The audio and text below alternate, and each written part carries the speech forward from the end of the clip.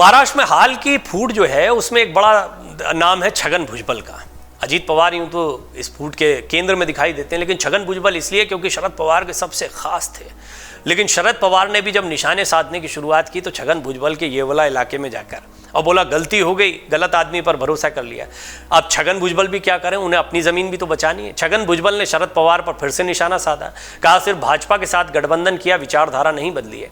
राष्ट्रवादी Congress party में बगावत के बाद से ही एक बार फिर से महाराष्ट्र की राजनीति में खींचतान शुरू हो गई है, दिन प्रतिदिन बढ़ती जा रही है। शरद पवार का साथ छोड़कर बीजेपी की गठबंधन सरकार में शामिल होने वाले एनसीपी नेता छगन भुजबल का कहना है कि भले ही उन्होंने सत्ता पक्ष के साथ गठबंधन किया है, लेकिन उन्होंने अपनी विचारधारा नहीं छोड़ी है। उनका कहना है कि जब 53 में से 45 विधायक अजीत पवार के साथ सत्ता पक्ष में शामिल हो ही गए हैं तो वो अलग रहकर क्या करते। बता दें कि छगन भुजबल उन 8 विधायकों में शामिल हैं जो अजीत पवार के साथ एनसीपी से अलग हुए और राजभवन में सत्ता पक्ष के साथ शामिल होकर मंत्री पद ले लिया। भुजबल ने 2014-2019 विधानसभा चुनाव की कहानी भी यहां पर सुना दी। पुणे में प्रेस कॉन्फ्रेंस के दौरान भुजबल ने कहा कि 2014 में बिना शिवसेना के समर्थन के भाजपा ने सरकार बनाई तो शरद पवार ने उसे समर्थन देने की घोषणा की थी। उस समय मैंने हैरानी जताई थी और कहा था कि हम विपक्ष में हैं। 2017 में भी भाजपा और एनसीपी की सरकार पर चर्चा हुई थी, लेकिन बाद में शरद पवार पीछे हट गए। भुजबल ने कहा कि 2019 में भाजपा के साथ सरकार बनाने का फैसला हुआ था, तब नई दिल्ली में एक बैठक हुई थी जिसमें तय हुआ था कि भाजपा अपनी सहयोगी शिवसेना को सरकार से बाहर कर देगी और एनसीपी उसके साथ मिलकर सरकार बनाएगी। लेकिन फिर शरद पवार एक बार फिर पीछे हट गए थे और कांग्रेस और शिवसेना के साथ मिलकर सरकार बनाई थी। भुजबल ने अभी हाल ही में शरद पवार की आलोचना की थी। आलोचना करते हुए उन्होंने कहा कि वो अन्य पिछड़ा वर्ग के नेता हैं जो रैलियां करते हैं और भाषण देते हैं और इसलिए उन्हें लोकप्रिय मराठा ताकतवर चेहरे के तौर पर जाना जाता है। पवार साहब सोचते हैं कि ये विद्रोह मैंने किया, लेकिन मेरा इससे कोई लेना देना नहीं है, उनके परिवार में हुआ है। प्रफुल्ल पटेल दिल्ली में उनके सहयोगी हैं, अजीत पवार उनका परिवार हैं और दिलीप वलसे पाटिल उनके करीबी सहयोगी हैं।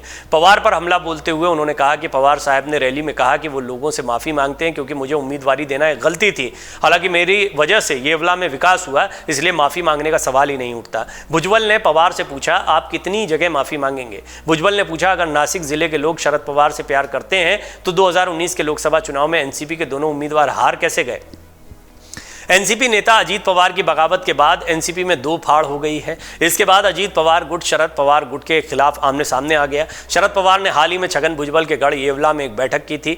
शरद पवार ने नासिक में रैली की और बागी विधायकों पर खूब निशाना साधा। शरद पवार ने भुजबल के विधानसभा क्षेत्र नासिक के येवला में रैली करी और सभा में कहा था कि उन्होंने कुछ लोगों पर भरोसा करके गलती कर दी। ये स्पष्ट रूप से भुजबल पर कटाक्ष था, जिस पर भुजबल ने अपनी मजबूरी भी बताई। उन्होंने कहा सारे के सारे विधायक अजीत पवार के साथ जा रहे थे, मैं क्या करता। वो ये भी कहते दिखाई दिए कि दिलीप वलसे पाटिल तो आपके करीबी हैं, अजीत पवार तो आपके घर के हैं, अगर मैं अलग हो गया तो मैं कैसे गलत हो गया, मैंने विचारधारा से समझौता नहीं किया।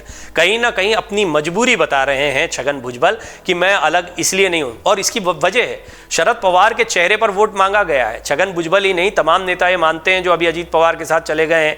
आपको याद होगा शरद पवार ने जब इस्तीफा दिया था तो कहा गया घड़ी पर हमको वोट नहीं मिलता, हमें शरद पवार के चेहरे पर वोट मिलता है, इसलिए आप अध्यक्ष पद से ना हटे। महाराष्ट्र में अजीत पवार ने एनसीपी से बगावत करके एक अलग गुट बना लिया और एनडीए का दामन थाम लिया।